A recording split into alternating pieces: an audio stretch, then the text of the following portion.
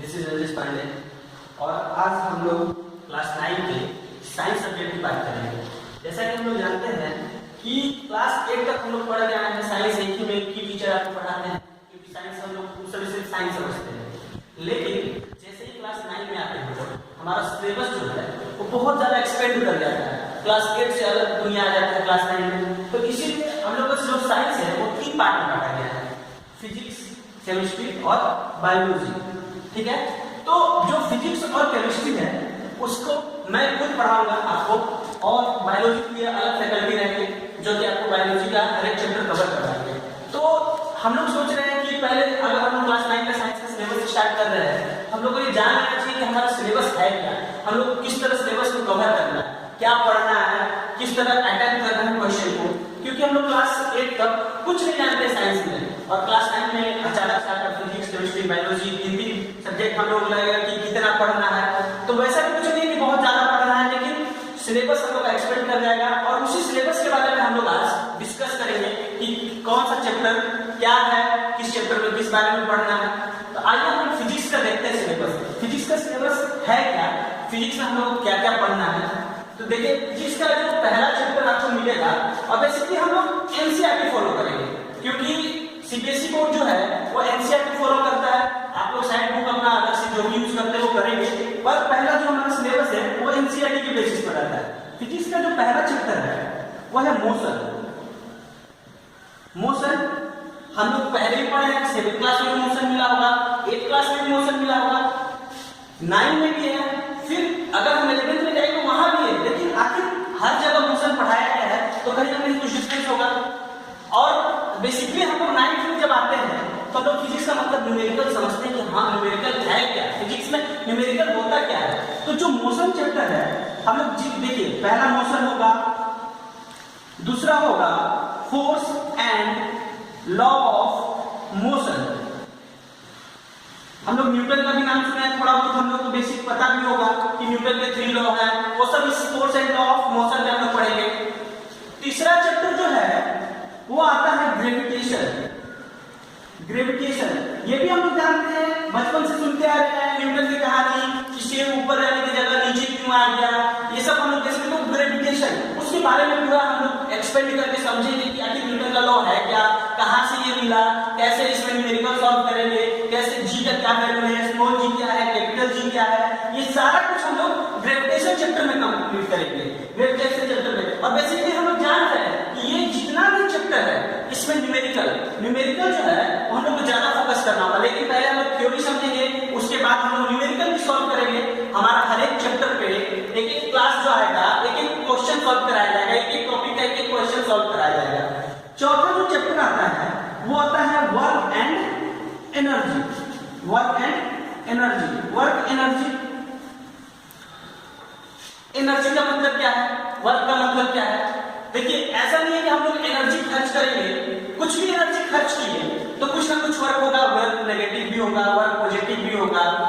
ठीक है, हम लोग काइनेटिक एनर्जी पढ़ेंगे, पोटेंशियल एनर्जी पढ़ेंगे, मोशन में है तो कौन सा एनर्जी लग रहा है, किसी हाइट से किसी हाइट पे किसी ऑब्जेक्ट को पहुंचाते हैं तो वहां कौन सा एनर्जी लग रहा है। हम लोग ये भी सुने हैं energy can not be created not be destroyed, तो law of conservation of energy पढ़ेंगे, वर्क एंड एनर्जी पे।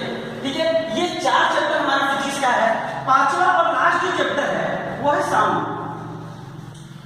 ये क्लास 8 में भी हम लोग पढ़े हैं साउंड, लेकिन यहाँ पर कुछ नए टर्म से हम लोग का मुलाकात होगा साउंड में भी। साउंड फुल्ली थ्योरी पेपर है, इसमें ज्यादा न्यूमेरिकल नहीं है, पर ये जो 4 चैप्टर है इसमें हम लोग थ्योरी के साथ न्यूमेरिकल पे भी फुल फोकस करना होगा। और हम लोग देखेंगे कि जैसे मोशन है, मोशन में 3 इक्वेशन हम लोग को प्रूफ करना है, स्पीड क्या है, वेलोसिटी क्या है, एक्सेलरेशन क्या है, ये सब कुछ जानेंगे। उसके बाद ग्राफ पे प्रूफ करेंगे इक्वेशन का मोशन। तो उसके लिए हम लोग क्या करना होगा, जैसे कि अब बहुत लोग सोच रहे होंगे, बहुत लोग सिलेबस स्टार्ट भी कर दिए होंगे, तो सोच रहे होंगे कि एनसीईआरटी में इतना क्वेश्चन का कलेक्शन नहीं है। तो एनसीईआरटी आपका सबसे बेस्ट बुक है, लेकिन आपका मेरे हिसाब से अगर आपको अपना अटेम्प्ट क्वेश्चन का अटेम्प्ट जो है वो क्लियर करना और बढ़ाना है तो उसके लिए आप लोग न्यूमेरिकल के लिए एक बुक यूज कर सकते हैं जिसका एचसी वर्मा। एचसी वर्मा ये भारती भवन पब्लिकेशन का है, ये बहुत बढ़िया बुक है। इससे आपका जो कॉन्सेप्ट है वो क्लियर होते रहेगा। और हम लोग भी अपने YouTube चैनल पे एचसी वर्मा का एक एक क्वेश्चन क्लियर बात को ध्यान से सुनिएगा, एक एक क्वेश्चन क्लियर करवाएंगे। कहने का मतलब है हम चैप्टर रटवा दिए, बच्चे से न्यूमेरिकल सॉल्व नहीं हो रहा है, तो ये भाई ये कैसा पढ़ा है कि जब हमने पढ़ाया चैप्टर तो बच्चे से सारा क्वेश्चन सॉल्व होना चाहिए। तो उसके लिए हम लोग ने सोचा है कि एनसीईआरटी को पहले पूरा क्लियर कराएंगे और हर एक टॉपिक के साथ क्या होगा कि न्यूमेरिकल्स का क्वेश्चन कराया जाएगा। अब मान लीजिए कि पहले हम लोग स्पीड पढ़ेंगे, तो अगला जो वीडियो आएगा वो स्पीड में जितना न्यूमेरिकल है उसको क्लियर करेंगे। फिर वेलोसिटी पढ़ाएंगे तो वेलोसिटी में जितना है, एक्सप्रेशन पे है, ये सारा टॉपिक वाइज न्यूमेरिकल भी क्लियर होते जाएगा। ठीक है, तो उसके बाद force and law of motion, इसमें भी न्यूमेरिकल्स है। ग्रेविटेशन में हम लोग जानते हैं स्मॉल जी, कैपिटल जी, केपलर्स लॉ, ये सारा कुछ हम लोग को पढ़ना है। अगर आप लोगों के पास एनसीईआरटी होगा तो आप लोग इस सिलेबस को देख सकते हैं कि क्या ये सिलेबस क्या है। आप लोगों के पास एनसीईआरटी सब लोगों के पास होगी, क्योंकि ये सेशन स्टार्ट हो चुका है, न्यू सेशन स्टार्ट हो चुका है। और हम बोलेंगे कि एनसीईआरटी पढ़ने का तरीका जो है, एनसीईआरटी का एक एक लाइन आप लोग पढ़िएगा, एनसीईआरटी का एक एक लाइन। अगर आपका कोई भी डाउट है, कैसा भी डाउट है, थ्योरी है, न्यूमेरिकल है, आप हमारे कमेंट बॉक्स में उसको डाल सकते हैं।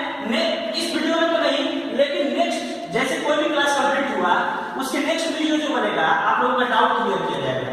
ठीक है, अब आए हम लोग केमिस्ट्री की सिलेबस पे। केमिस्ट्री का सिलेबस क्या है? केमिस्ट्री की सिलेबस ये ज्यादा बड़ा सिलेबस नहीं है। इसमें पहला चैप्टर जो है वो मैटर इन आवर सराउंडिंग है। मैटर इन आवर सराउंडिंग कहने का मतलब है कि जो भी हमारे सराउंडिंग में मैटर है, मान लीजिए ये मार्कर से मैं लिख रहा हूं, ये क्या है? मैटर है। ये बोर्ड दिख रहा है, ये भी क्या है? मैटर है। ये मैटर बनता कैसे है, इसमें पार्टिकल्स मिलते कैसे हैं, पार्टिकल्स के क्या क्या प्रॉपर्टी है, ये सारा कुछ हम लोग इसमें क्या पढ़ेंगे?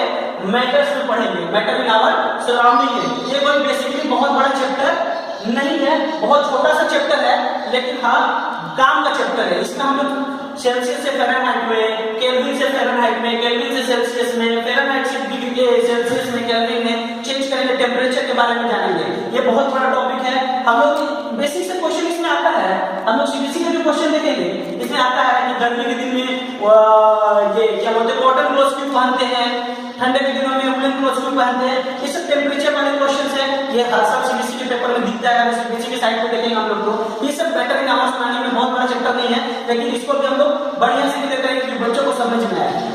सेकेंड आता है केमिस्ट्री का जो सिलेबस है, is matter surrounding us pure? क्या हमारे सराउंडिंग में जितना भी मैटर है वो क्या प्योर है? ये चैप्टर का ही नाम है, तो ऐसा हम लोग नहीं बोल सकते, क्योंकि हम लोग इस चैप्टर में पढ़ेंगे मिक्सचर के बारे में, कंपाउंड के बारे में, homogeneous mixture, heterogeneous mixture. Particle कभी भी प्योर नहीं होता है, मेटल कभी भी प्योर नहीं होता है, छोटे छोटे बहुत तरह के पार्टिकल से मिलकर बना रहता है। हम लोग किसी मैटर को प्योर नहीं बोल सकते हैं। ये सब जो चैप्टर है ये भी कोई बड़ा चैप्टर है, लेकिन हाँ ये बड़ा चैप्टर इसलिए हो जाता है क्योंकि इसमें हम लोग बहुत सारा तरीका पढ़ना है। टिंडल इफेक्ट क्या है, कोलाइडल सॉल्यूशन क्या है, हम लोग देखे होंगे। ये एग्जांपल बड़ा मिलेगा कि स्टैंडर्ड से आता है तो उसमें छोटा छोटा पार्टिकल सब हम लोग दिखता है। ये सब क्या है, ये सब के बारे में सेकंड चैप्टर में हम लोग जानेंगे। थर्ड चैप्टर जो है वो है एटम एंड मॉलिक्यूल। बहुत बड़ा चैप्टर, बहुत इंपॉर्टेंट चैप्टर। यहां से लेकर क्लास 11 तक जेई में जहां तक पढ़िएगा एटम एंड मॉलिक्यूल्स आपको हर जगह मिलेगा। बहुत अच्छे तरीके से पढ़ना है और बहुत बढ़िया तरीके से पढ़ना है। इसमें न्यूमेरिकल दुनिया भर के न्यूमेरिकल्स मिलेंगे, दुनिया भर के न्यूमेरिकल्स मिलेंगे। कहने का मतलब है आपको मोलैरिटी, आपको मोलर मास, ये सब कुछ जानना होगा। कहने का मतलब है एटम एंड मॉलिक्यूल भी, एटॉमिक नंबर हम लोग बचपन से सुनते आ रहे हैं, टीचर याद करवाए होंगे कुछ कुछ। तो एटम एंड मॉलिक्यूल उसमें जानिए एटम है क्या, डाल्टन एटॉमिक थ्योरी क्या है, और डाल्टन एटॉमिक थ्योरी गलत कैसे हुआ। उसके बाद मॉलिक्यूल्स पे आएंगे, फिर molar mass, molecular mass, molecular formula, empirical formula, ये सारा कुछ जानेंगे। इसमें एटम एंड मॉलिक्यूल्स में कैसे केमिकल कॉम्बिनेशन करा के फार्मूला बनाते हैं, केमिकल फार्मूला बनाते हैं, ये सारा कुछ एटम। पहले बता देना बहुत इंपॉर्टेंट चैप्टर, बहुत बड़ा चैप्टर। और ये हो सकता है कि एक बार में समझ में ना आए, 2 बार में समझ आएगा, 3 बार में समझ में आएगा। तो वीडियो को बार बार आप लोग देखिएगा, क्योंकि एक एक क्वेश्चन इसमें भी कराया जाएगा, एक एक क्वेश्चन कराया जाएगा। ठीक है, एक एक क्वेश्चन एटम एंड मॉलिक्यूल्स बहुत इंपॉर्टेंट चैप्टर है, इसको ध्यान में रखिएगा। और पहला बार में तो मैं जान रहा हूँ कि बहुत लोगों को समझ में भी नहीं आएगा, इसको 2 बार 3 बार आपको जो डाउट हो कमेंट बॉक्स में डालिएगा। चौथा चैप्टर आता है स्ट्रक्चर ऑफ एटम, आखिर हम लोग एटम एंड मॉलिक्यूल्स पढ़ के आए हैं, तो फिर एटम का कुछ ना कुछ स्ट्रक्चर होगा।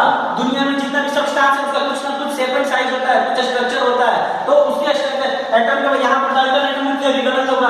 डाल्टन एटॉमिक थ्योरी क्या पढ़े हम लोग कि एटम जो है वो सबसे छोटा है, उसको तोड़ा नहीं जा सकता है, लेकिन यहाँ पर देखेंगे एटम को तोड़कर इलेक्ट्रॉन, प्रोटॉन, न्यूट्रॉन वो सब कुछ जानेंगे। स्ट्रक्चर, एटम का स्ट्रक्चर क्या है, रदरफोर्ड मॉडल क्या है, थॉमसन मॉडल क्या है, ये सारा कुछ जानेंगे। ये तो रहा हम लोग का फिजिक्स और केमिस्ट्री का सिलेबस। अब नेक्स्ट क्लास में हम लोग अपना सिलेबस स्टार्ट करेंगे, नेक्स्ट क्लास में फिजिक्स से स्टार्ट करेंगे, ठीक है। Thank you.